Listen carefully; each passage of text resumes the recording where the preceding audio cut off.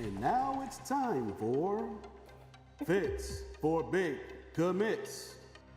That's right. We have told you who they are and where they're going, but is it a good match? Today we are breaking down fits for big commits in the ACC. The team recruiting rankings look as such. We heavily covered Clemson's five-star week a little bit earlier in the summer, so you can check that out on the channel. But today we're going to highlight some of those big commits who may have fallen through the cracks. So to help us do that, we are bringing in national recruiting analyst Brian Dohn. Brian, let's start with the one-time Penn State commit, Deryc Plazz. He has decided the cold was not for him, so he reversed course, flipped to a place in his home state, Miami. I assume there's probably more to do with that decision than the weather, but that's what I'm sticking to. But the 6'5", 289-pound tackle is, of course, a position of need for the Canes. So how do you like the fit for this big, literally, commit? Yeah, he is, and if it is because of the weather, smart move as somebody who lives in the Northeast. So, yeah, it just in terms of with Deryc, I think when you look at what Miami did in the last class with bringing in Samson Okunlola and Francis Maugawa. Oof, hope I got that close to right. And in terms of them as offensive tackles and guys that can be cornerstones at right tackle, maybe left tackle as their career moves forward, you look at Deryc and you say, okay, Deric's a guy that can take a little bit of time to develop. If you look at what, Mario Cristobal, the head coach at Miami, known as an offensive line coach before he was the head coach, and also Alex Mirabal, the offensive line coach, what do they look for in a lot of kids with the offensive linemen? It's especially the tackles. It's kids that have size and length, and they're not, for the most part, these 340-pound kids. They're kids that have more of a frame that you can fill out, and I think Deryc fits that. He's a little bit more of a developmental guy in terms of the guys I mentioned with Samson and Francis. There's a really, really good chance you see them on the field this year as true freshmen. I think Deryc will take a little bit more time to develop it, and that's fine because when you get 2 5-stars that are ranked in the top 20, you expect them to play a little bit earlier, and they do have to stay, as of right now, you have to stay for 3 years. So just gives a little bit of time for Deryc to develop. Brian, let's stay in the Sunshine State. Mike Norvell and the Seminoles went into the state of Maryland to land wide receiver Elijah Moore. He's a big pass catcher, 6'5", and he secured their commitment over the likes of Ohio State, Penn State, and Florida. Now he's headed to Tallahassee. How do you like the fit for this big commit? Yeah, and I think for this one, the big one is beating Ohio State on this one, because for a while it looked like that's where he could be heading. But what I like about him is he's a big athletic receiver. Listen, the comparisons, we might as well get it over with now. You're going to hear, oh, he's Johnny Wilson, the next Johnny Wilson, the 6'7" receiver at Florida State. Listen, Johnny Wilson averaged 21 yards a catch last year.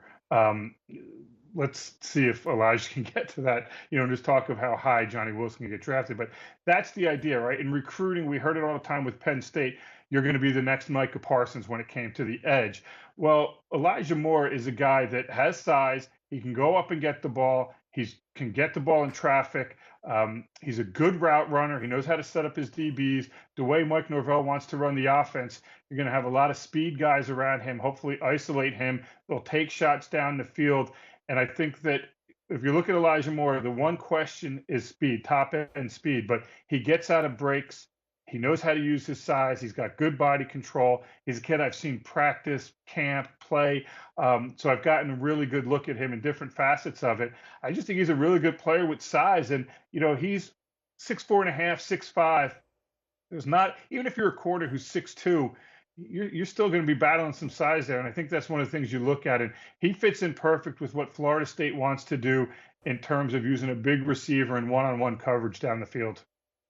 Speaking of receivers, this next commit happened just a few hours ago, live on the 24/7 Sports YouTube channel. You and I were chatting about that. You got 4-star wide receiver Keylen Adams picking home state Virginia Tech, a very important win for Brent Pry, especially considering he beat out programs like Bama and Ohio State for his services.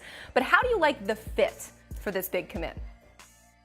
Well, I love it just in the standpoint of they need somebody who can come into that offense and really make an impact, maybe not as a freshman, but as a sophomore, a guy that can line up out wide. They have Ollie Jennings, who's a transfer, who's got 1 year of eligibility left. So there's a fit for Keylen Adams right away. And he is dynamic with the ball in his hands. He's a really good route runner, fantastic hands. He's a reliable pass catcher. He's smart. Emily, you spoke to him during the commitment. He is not a guy that's going to get caught up in all the talking and everything. He wants to go do the work, go play football. He's got plenty of room to fill out for a frame. But for me, it's on the field. He could be that number one receiver that Virginia Tech needs, that hopefully, for the Hokies, it also helps in some quarterback recruiting down the line. And then the other part of it is it sends a huge message to everybody else out there, especially in Virginia, that, hey, one of these top kids who Ohio State, Bama, South Carolina, he decided to stay home. There's a lot of upside there on and off the field. Brent Key and Georgia Tech went into the state of South Carolina to pick up four-star athlete Troy Stevenson. He's a top 24/7 member, and when you look at the top rankings in the 2024 class, Brian, Georgia Tech stands out as a top 20 national program right now. So after landing Stevenson, how do you like the fit for this big commit? Yeah, I think that's a good point, Blair, just in terms of how well they're recruiting, and it's easy for them to go under the radar. And then you look at a guy like Troy Stevenson, who, I'd like to see the speed markers be up a little higher. He was better as a speed guy as a sophomore than a junior, but he could play receiver and he could play in the secondary. Georgia Tech right now is going to start him in the secondary. And so you turn around and you look, you say, cornerback, safety, can he play nickel? I think he can do all that. They'll start him out as a corner. They need corners because they got a lot of upperclassmen who are going to be gone in a year or two at the cornerback position. So they need that. I think he can play it. He's athletic. Good ball skills, as you see on the offensive side. And then you take a look and see, what does Georgia Tech like to do? Travaris Tillman, the DB coach there, he's known for, hey, let's try you out at corner. We'll figure out where you fit best after. And I think a guy like Stevenson could get some early reps, put him at nickel, get some experience. Physically, he can do it. He'll be able to handle it if he gets a little bit stronger, which he has plenty of time to do.